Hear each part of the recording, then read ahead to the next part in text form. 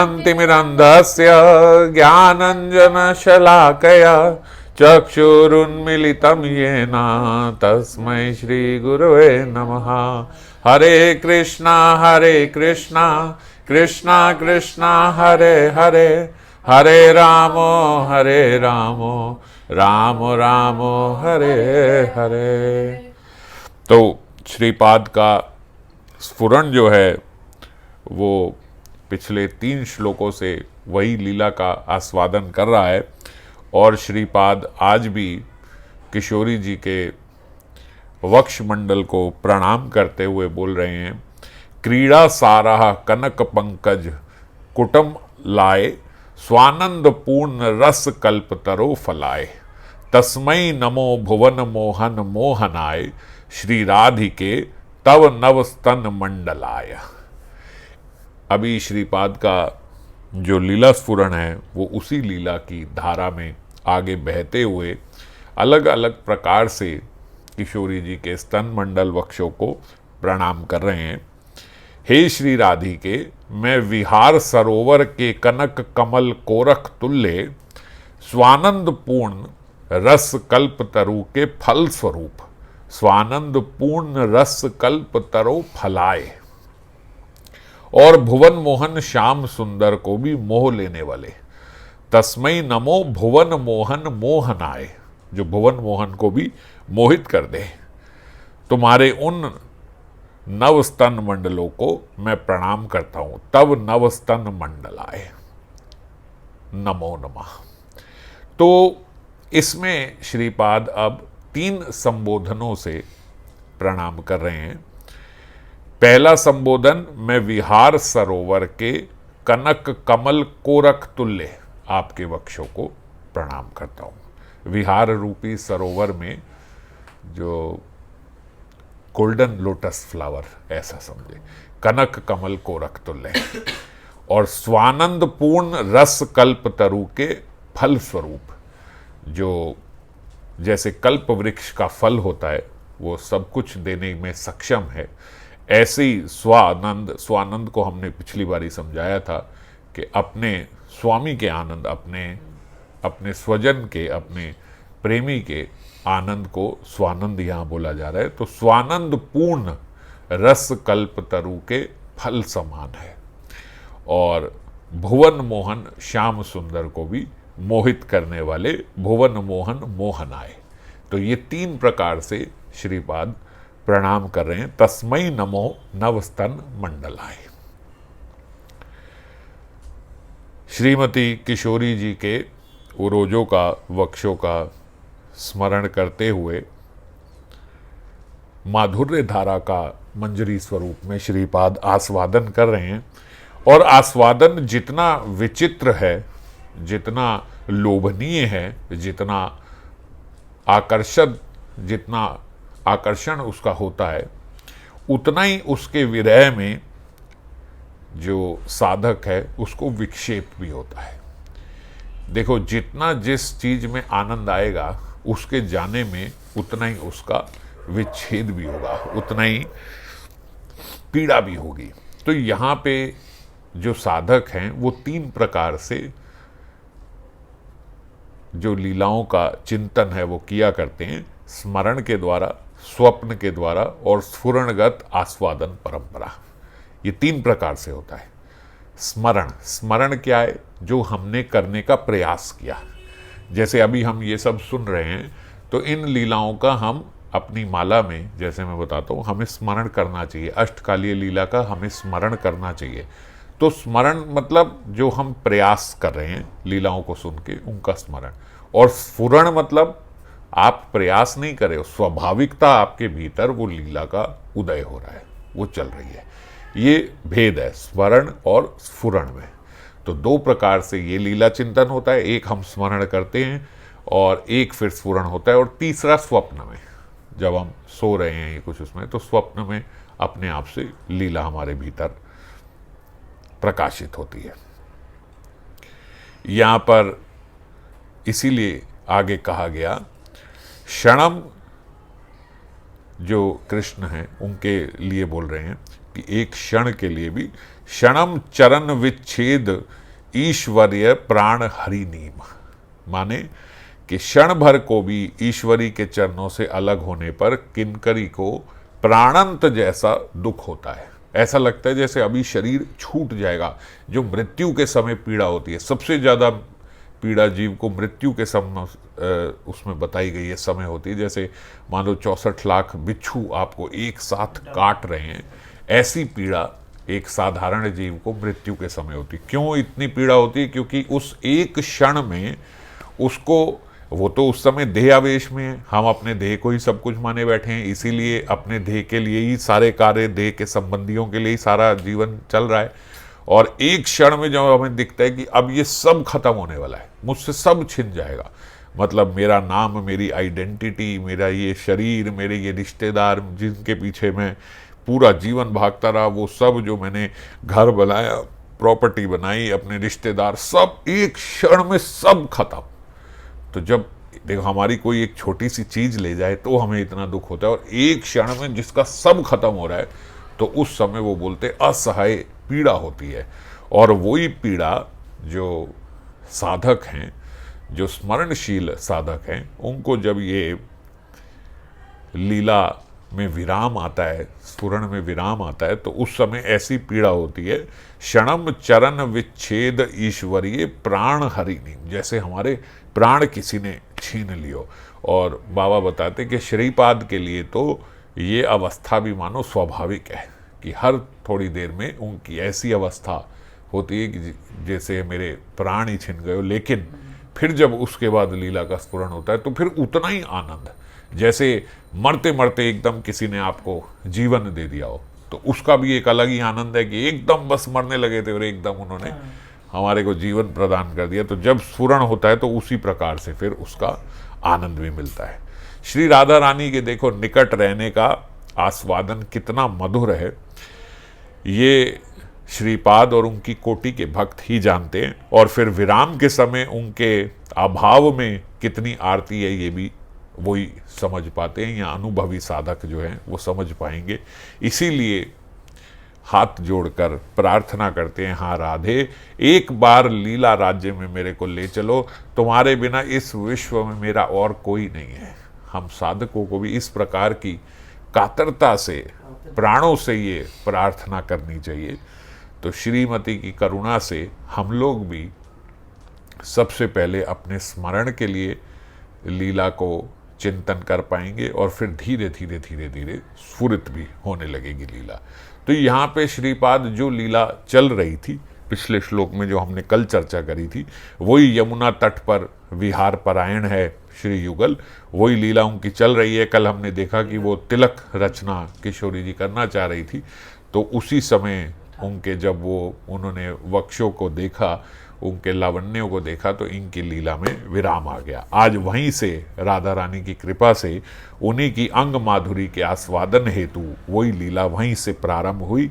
स्वच्छंद विहारी कृष्ण पर ऐसे तो कोई नियंत्रण नहीं है, स्वच्छंद विहारी हैं, भगवान है, परंतु उन्हें भी नियंत्रित कर रखा है श्री राधा की अनंत सुषमा राशि ने।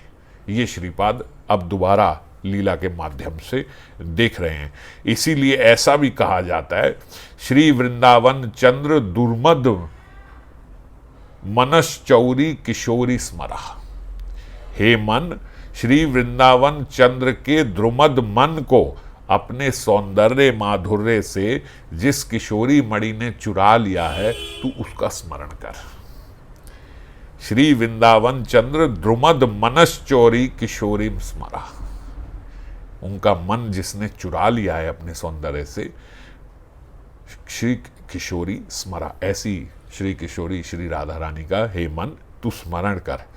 विलास लालसा से युगल आधीर हैं, ये हम पिछली लीला में देख रहे थे, तो वही लीला का दोबारा से उन्हें चिंतन हो रहा है, स्फुरण हो रहा है, संकेत जानकर कि उन दोनों का आपस में विलास करने के लिए दोनों की लालसा है। ये ऐसा संकेत जानकर मंजरी जो है वो निकुंज गृह से बाहर आ जाती है और कुंज रंध्रों में अपनी आंखें लगा के देखना प्रारंभ करती है।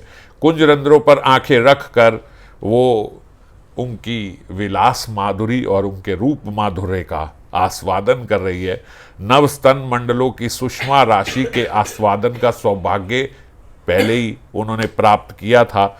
आज वो किस रूप में देख रही हैं, जो पहले उन्होंने संबोधन किया, विहार सरोवर के कनक कमल कोरक तुल्य। इस प्रकार उनको आस्वादन हो रहा है कि जैसे श्री कृष्ण जो हैं उनके विहार रूपी सरोवर, श्री कृष्ण के जहाँ वो विहार करना चाहते हैं, जहाँ वो अपना माधुर्य आस्वादन जहाँ करना चाहते हैं, उनके विहार रूपी सरोवर को और सुंदर और आकर्षित करने वाले जो स्वर्ण कमल हैं, उनको वो मंजरी अपने कुंज रंध्रों से देख के उनके रूप माधुर्य का आस्वादन कर रही। देखो, अगर कोई सरोवर है, जैसे हम देखे कहीं सरोवर है, नील जल है, उसमें नीले रंग का जल है और बहुत सुंदर सरोवर है, तो उस सरोवर को और सुंदर बनाने वाले उसके भीतर जो कमल उदय होते हैं वो होते हैं। और उसमें भी अगर हम कमल देखें कि एकदम चमकता हुआ गोल्डन कलर का लोटस फ्लावर, ब्लू वाटर, एकदम नीले रंग का पानी और उस पर गोल्डन कलर का लोटस, तो जो गोल्डन कलर के लोटस है वो उसको और कितना सुंदर बना देंगे। तो मानो श्याम सुंदर के समक्ष किशोरी जी बिल्कुल ऐसे जैसे नील सरोवर पे कनक स्वर्ण जो कमल हैं वो खिले हों। तो वो देखकर ये उनके उस रूप माधुर्य का आस्वादन ले रहे हैं। बाबा बोलते सखी मंजरियों के अलावा, जो मंजरी साधना कर रहा है और जो मंजरियां वहां पे हैं, उनके अलावा यह रहस्य और किसी को सुविदित नहीं है, और कोई ऐसा सौंदर्य देख ही नहीं सकता, और कोई ऐसा आस्वादन ले ही नहीं सकता। श्री राधा हैं श्री कृष्ण विलास की निधि। श्री कृष्ण विलास का मेन ट्रेजर जो है वो किशोरी जी हैं। हाँ, लेकिन बार बार बाबा सावधान करते हैं कि देखो, दैहिक आदि आवेश से इसका अनुभव बिल्कुल नहीं होगा, क्योंकि श्रीपाद जिस महाभाव स्वरूप में देख रहे हैं उसके लिए लीला राज्य में जाना होगा, भावना करनी होगी। और इनकी तो आचार्य पादों की जो महावाणी है, वो महावाणी में ही इतना बल है कि वो निविड़ देहावेश जीव का समाप्त करके उनका स्वरूपावेश उदित कर सकते हैं। अब दूसरा संबोधन जैसे वो देख रहे हैं उसमें श्रीपाद बता रहे हैं, ये तो एक संबोधन है कि वो उनके विलास सरोवर में स्वर्ण कमल रूप में किशोरी जी के स्तन मंडल को देख रहे हैं। दूसरा क्या, स्वानंद पूर्ण रस कल्प तरु के फल स्वरूप किशोरी जी के स्तन मंडल को देख रहे हैं। स्वानंद पूर्ण रस कल्प तरु के फल, प्रियतम कृष्ण के श्रृंगार रस आस्वादन की वांछा पूरी करने के लिए जो कल्प तरु फल जैसे हैं, समझ गए? कल्प तरु फल क्या होता है? जो आपकी जो भी जितने भी प्रकार से, जैसे मान लीजिए किसी को भूख लगती है, तो वो भूख लगती है तो वो बोलता है कि मेरा मन कुछ मीठा खाने को कर रहा है। अब भूख तो भूख है, लेकिन भूख के साथ मन भी है। भूख लग रही है लेकिन ये खाने को मन कर रहा है। भूख लग रही है लेकिन आज मेरा मन परांठे खाने को है। भूख लग रही है लेकिन मेरा मन आलू पूड़ी खाने को है। भूख लग रही है लेकिन मुझे रबड़ी खाने। तो भूख तो लग रही है, भूख कॉमन है, लेकिन भूख किससे मिटानी है, ये सबका अलग अलग चेष्टा, अलग अलग मन होता है। तो रस कल्पतरु फल क्या होता है? रस कल्पतरु फल का मतलब कि वो कल्पतरु है आपकी भूख में जो भी मन हो। अगर आपका खट्टा खाने का मन है तो भी रस कल्पतरु फल, आपका मीठा खाने का मन है तो भी रस कल्पतरु फल, आपका मन कुछ चटपटा खाने को है तो भी, आपका गर्म खाने को है तो भी, ठंडा खाने को तो भी रस कल्पतरु। इसको बोलते हैं रस कल्पतरु फल, कि रस कल्पतरु है वो। जिस भी प्रकार का आपका मन हो, आप वो फल खाओ, आपको वही आस्वादन होगा। तो ऐसे में वो बोलते हैं कि श्री कृष्ण का माधुर्य का, श्रृंगार रस आस्वादन का कोई भी जैसा मर्जी उनका उस समय आस्वादन लेने की चेष्टा हो, श्री किशोरी जी के स्तन मंडल तो मानो रस कल्पतरु फल जैसे हैं कि जैसे भी हो वो उनके साथ उनको वो आस्वादन मिलेगा ही मिलेगा, वही आकर्षण उनका रहेगा। जैसे कल्पतरु का रसमय फल परम आस्वादय होता है, वैसे ही श्याम सुंदर के लिए परम आस्वादय है ये रस कल्पतरु का फल। और सिर्फ आस्वादय ही नहीं, भुवन मोहन को पूर्ण रूप से मोह लेने वाला, ये तीसरा संबोधन इस श्लोक में 3 रूप से वो आस्वादन कर रहे हैं। तो तीसरा आस्वादन क्या है? श्याम सुंदर को भी मोह लेने वाला। अब आप कहोगे भाई इतनी 2 श्लोकों से यही बात चल रही है तो श्याम सुंदर को तो मोह लेने वाला है ही, इसमें अब इन्होंने नया क्या ऐसा किया? तो देखो इसको बाबा बता रहे हैं कि ये इसीलिए इतनी बड़ी बात है क्योंकि श्याम सुंदर जो हैं वो इस पूरे जगत को मोह लेने वाले हैं अपने सौंदर्य से। जैसे बताया गया, जे रूपेर एई गण, जे रूपेण एक कण डुबाए सर्व भुवन, सर्व प्राणी करे आकर्षण। कि श्याम सुंदर का एक कण जो है, केवल एक कण, जे रूपेर एक कण डुबाए सर्व भुवन, ये पूरा सर्व भुवन जो है श्याम सुंदर के केवल एक कण से उनकी नील कांति से डूब जाएगा। भगवान श्री कृष्ण को हल्का ना लेना। भगवान कृष्ण का जो सौंदर्य है उसका बोलते एक छटा भी अगर आ जाए तो इस पूरे भुवन मंडल को भिगो देगी अपने नील रंग से। मतलब समझ गए, ये सारा जगत नीला नीला नीला नीला ऐसा दिखाई देगा उनका अगर एक कण की छटा आ जाए। सर्व प्राणी करे आकर्षण, जितने जीव इस जगत में हैं वो सब आकर्षित हो जाएंगे अगर उनकी एक छटा का लावण्य भी यहां पे आ गया। इसीलिए ये भी बोला गया कि यहां तक कि रूप देखी आपनार, कृष्ण है चमत्कार, आस्वादिते मन उठे काम।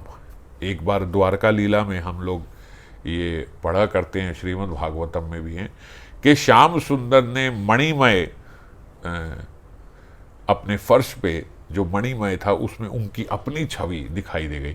तो अपनी छवि देख के ही वो चमत्कारित हो गए कि ये इतना सुंदर कौन है, इतने सुंदर है। रूप देखी आप नार, कृष्ण है चमत्कार, आस्वादिते मने उठे काम। अपने मन में लोभ जम गया, इतना सुंदर इतने सुंदर वो खुद ही है, इतना सौंदर्य है उनका। तो वेणु गीत में जैसे हम श्रीमद् भागवतम में अगर देखें तो गोपियों ने भी यही अनुभव करके, जो हमेशा बचपन से हमेशा उनके साथ ही रही है, साथ नहीं तो क्या होता है, मान लीजिए अगर कोई बड़ा सुंदर है तो बड़ा रेयरली जो दिखा तो वो हमें सुंदर लगता है, पर जो रोज ही दिखने वाला होता है फिर तो ऐसा होता है जैसे अगर कोई बड़ा सुंदर है, कुछ है, अपना प्रेमी है या प्रेमिका, जब रोज ही देखते हैं तो फिर इतना ध्यान नहीं जाता सौंदर्य पे, फिर वो साधारण लगते हैं क्योंकि हम रोज ही देख रहे हैं। हम जिसको रोज ही देख रहे हैं तो चेहरे पे, अब जैसे वो पतला हो गया मोटा हो गया तो हमें पता ही नहीं लगता, तो कोई बाहर वाला बताता है कि भैया ये ऐसे हो गया ऐसे हो गया, ये आज सुंदर दिख रहा है आज नहीं, कोई पता ही नहीं लगता कि उस पर ध्यान ही नहीं जाता। तो जो उनके साथ रहने वाले हैं जीव जंतु भी, गोपियों को छोड़ो तो गोपियां स्वयं ये बात अनुभव कर रही हैं वेणु गीत के माध्यम से कि हे प्रिय, तुम्हारी इस भुवन सुंदर रूप माधुरी को, नर नारी की तो बात छोड़ो जो आपके साथ रह रहे हैं, गाय को भी हम देखते हैं तो वो भी जहां से आप निकलते हो अपलक नेत्रों से आपको देख रही है। मतलब गाय की भी पलक नहीं झपकती जब कृष्ण सामने आ जाए। और कृष्ण रोज गौओं का दूध दोने जाते हैं तो बोलते और कोई चला जाए तो गौओं का दूध निकलता ही नहीं, जब तक वो कृष्ण को ना देख ले उनके गौओं का दूध नहीं निकलता। और कृष्ण को देख ले तो कई गौओं का दूध तो वैसे ही निकलना शुरू हो जाता है, अभी इकट्ठा भी नहीं कर पाते, सभी गौओं का दूध इकट्ठे निकल गया श्याम सुंदर को देख के। ऐसा वात्सल्य गौ माता का श्याम सुंदर को देख के प्रकट होता है। और हालांकि ये सब जितने जीव जंतु हैं वहाँ के, जैसे गाय अपलक नेत्रों से देख रही है, शुक सारिका आदि जो हैं वो किशोरी जी की जितनी सखियां हैं और किशोरी जी वो बोलते हैं कि देखो ये जो शुक सारिका जितने भी पक्षी ये जो डाल पे बैठे हैं ये कोई साधारण पक्षी नहीं है, ये गोपियां बोल रही हैं, ये बड़े बड़े ऋषि मुनि हैं जो यहाँ पे आके पक्षी बने बैठे हैं। क्यों? बोलती सखी देखो तो सही किस तरह आंखें मूंद के श्याम सुंदर के रूप का और उनकी वेणु ध्वनि का आस्वादन कर रहे हैं। वो सामने जब बैठे या वेणु ध्वनि कहीं से आ रही है तो आंखें मूंद के पक्षी भी अपना आराम से उसमें आनंद ले रहे हैं। नहीं तो आप पक्षियों को चंचल होते हैं ऐसे नहीं देखोगे, सब आंख मूंद कर बैठे हैं, वो उनका अपना चहचहाना सब बंद और सिर्फ केवल कृष्ण को सुन रहे हैं। हरिण हरिणियों को देखो तो ये सब जितने हिरण आदि हैं ये मानो अपनी आंखों से उनकी अर्चना कर रही हैं और उनके समक्ष जाके बिल्कुल आसपास कृष्ण को चाटना और सब उनके आसपास गोल गोल गोल गोल घूमना शुरू हो जाती हैं। वृक्ष लताओं को देखो किस प्रकार प्रेम पुलकित होकर अपने वृक्ष, जब उनकी वेणु ध्वनि या कृष्ण का रूप देखते हैं तो वृक्षों के ऊपर से, वृक्षों के अंदर से मधुधारा बहने लगती है, शहद निकलने लगता है वृक्षों के अंदर से। इतना आस्वादन तो वृक्षों को आ जाता है। तो और यही आस्वादन पूर्ण रूप से ब्रज पे तो ठाकुर जी की बड़ी कृपा है, तो पूर्ण रूप से देने के लिए वो भ्रम विमोहन लीला हुई। क्योंकि जितनी गौएं थी वो सब चाहती थी कि हमारे बछड़े कृष्ण जैसे हों, जितनी वरिष्ठ गोपियां थी वो सब चाहती थी कि हमारे बच्चे भी यशोदा मैया के बच्चे जैसा कृष्ण हमारा बच्चा भी हो। हिरनिया जो थी, हिरनिया चाहती थी हमारा हिरन जो है वो कृष्ण जैसा हो। तो सबका मन रखने के लिए जब ब्रह्म विमोहन लीला हुई तो बालक इत्यादि भी चले गए, गौएं भी चली गईं, जो जो सात और थे पशु इत्यादि सबको ब्रह्मा जी उठा के ले गए। और जब सबको उठा के ले गए तो श्याम सुंदर ने क्या किया, सबका रूप धारण कर दिया। असंख्य जो बछड़े थे वो श्याम सुंदर बन गए, असंख्य बालक जो साथ में जितने सारे उनके मित्र मंडली थी जो बालक थी वो सारे भी कृष्ण बन गए। तो पूरे ब्रज में हर गोपी का बालक अब कृष्ण हो गया। अब उनको अपने बच्चों से इतना और ज्यादा मोह हो गया, इतनी ज्यादा उनका आकर्षण हो गया अपने बच्चे का, इतना वात्सल्य उनके भीतर उमड़ने लगा कि वो खुद हैरान होने लगी कि मेरा बच्चा इतना प्यारा कैसे हो गया। वो इसलिए क्योंकि कृष्ण ने ही सबका स्वरूप ले लिया। गौएं इतनी खुश अपने बछड़ों के साथ, जानती नहीं, पता नहीं कैसा आकर्षण हमारे बछड़े में हो गया, क्योंकि कृष्ण ही बन गए वो बछड़ा सब। तो ऐसा कृष्ण का आकर्षण है, इसीलिए बोलते ये कितनी बड़ी बात है कि ऐसा कृष्ण का ब्रज में आकर्षण और श्याम सुंदर को भी मोह लेने वाली किशोरी जी, और उनके वक्षों का यहाँ पे विशेष रूप से जो वो चिंतन कर रहे हैं। घन घन आचर कचु गिरी कांचर, हासी हासी तही पुण्य हारी, जनु मुझु मन हारी कन्या कुंभ भारी, मोहरी राखाली कतवेरी, जब मन बांधल इंद्रिय फांसल, ताही मिलल आन आन, काठक पुतली ऐछे मूर्छायत, गोविंद दास परमाण। तात्पर्य, घन घन आचर कुछ गिरी कांचर, ये जो कंचुकी है किशोरी जी की, जब केवल इसी को देख लेते हैं तो कृष्ण बोल रहे मेरा मन मोहित हो जाता है किशोरी जी की कंचुकी देख के। और जनु मुझु मन हारी कन्या कुंभ भारी, ऐसा लगता है कि मानो जैसे उन्होंने, हमने जो एक श्लोक पहले जो चिंतन किया था कि सबसे पहले जब श्रीपाद भी वक्षों का उन्होंने संबोधन किया तो कैसे लगा कि जैसे स्वर्ण कलश रखे हों, तो स्वर्ण कलश के समान बोलते, यहाँ पे भी वो बोल रहे हैं जुनु मुझु मन हारी कन्या कुंभ भारी, ऐसे लगता है कि जैसे स्वर्ण कलश उन्होंने अपने रखे हों। और ये देख के मेरा मन जो है वो बंदी हो जाता है। जब मन बांधल इंद्रियां फांसल, अब क्या है कि मन उसमें बंध गया, और मन तो सारी इंद्रियों का राजा है, तो सबरी इंद्रियां भी वो मन के पीछे पीछे भागी, तो मन इंद्रियों समेत सब उसी में फंस के रह गया। ताही मिलल आन आन, सब आपस में मिलके उसी में जाके किशोरी जी के वक्षों में फंस गई। काठक पुतली ऐछे मूर्छायत, अरे हो भी क्यों ना, उनको देखकर तो काष्ठ की पुतली भी मूर्छित हो जाती है। काष्ठ की पुतली मतलब लकड़ी की पुतली जो है, जो बिल्कुल निर्जीव है, वो भी मूर्छित हो जाती है। तो फिर जो सचेतन है उनकी तो बात ही क्या है, वो क्यों नहीं मूर्छित हो जाएंगे। तो यही चिंतन करते हुए फिर बाबा एक बार बोलते हैं कि देखो ये बात भी ध्यान रखना कि ये बात बोल कौन रहा है, किसके विषय में, कृष्ण बोल रहे हैं किशोरी जी के विषय में। और कृष्ण कौन है, कोई ऐसे ही कोई स्त्री लोलुप पुरुष नहीं है, साक्षात भगवान है।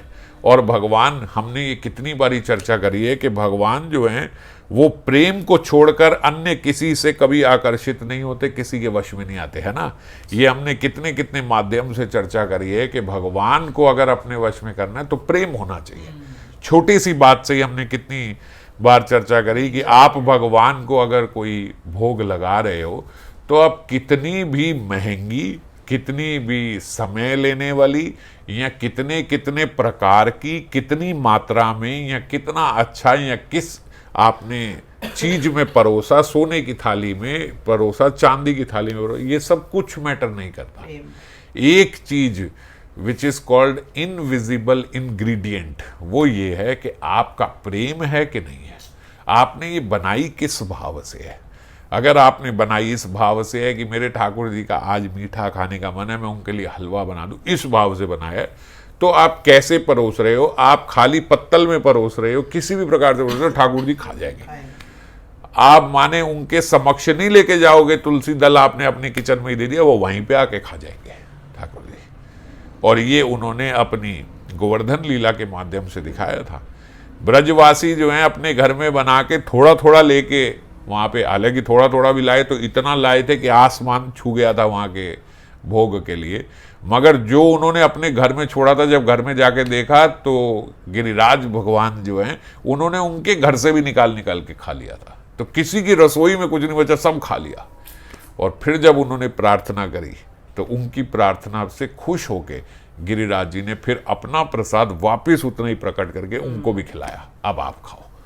लेकिन एक बारी को तो सबकी रसोइयां तक खाली, जो रसोई में रख के आए थे ब्रजवासियों ने जाके देखा तो वो रसोई वाला भी, क्योंकि उन्होंने बोला और लाओ और लाओ और लाओ। अब और लाने के लिए तो क्या करें, तो याद आया हाँ हम थोड़ा थोड़ा तो अपने घर वालों के लिए रख के लाए थे, चलो वो ले आए। वो लेने गए तो पता लगा वो तो पहले ही खा गए हैं, अब तो और मांग रहे हैं। तो ऐसी रसमयी लीलाएं श्याम सुंदर की ब्रज में तो बतेरी हैं। तो कहने का तात्पर्य प्रेम से केवल ठाकुर जी को रिझाया जा सकता है। तो वो स्त्री लोलुप नहीं है। अगर किशोरी जी के माधुर्य का वो आस्वादन कर रहे हैं तो केवल इसीलिए कि श्री राधा का अंग प्रत्यंग जो है वो महाभाव से गठित है, और इसीलिए महाभाव का ही आकर्षण है श्याम सुंदर को। महाभाव के कारण ही परम वश्यता है उनकी किशोरी जी के अंग प्रत्यंग में, क्योंकि हर अंग प्रत्यंग महाभाव से ही गठित है। ये कर्मी ज्ञानी या ऐश्वर्य ज्ञान वाले जो लोग हैं वो इस बात को नहीं समझ सकते। केवल सखी मंजरियों के जो भाव उपासक हैं वो ही इस मर्म को अच्छे से जान पाएंगे। तो इसीलिए श्रीपाद किंकरी स्वरूप में श्री राधा के स्तन मंडलों को प्रणाम कर रहे हैं, अलग अलग संबोधन करके वो उनको प्रणाम करें। तो आगे अगले श्लोक में फिर जो नई लीला का स्फुरण होगा, कल उसका दोबारा से चिंतन करेंगे। जय राधे।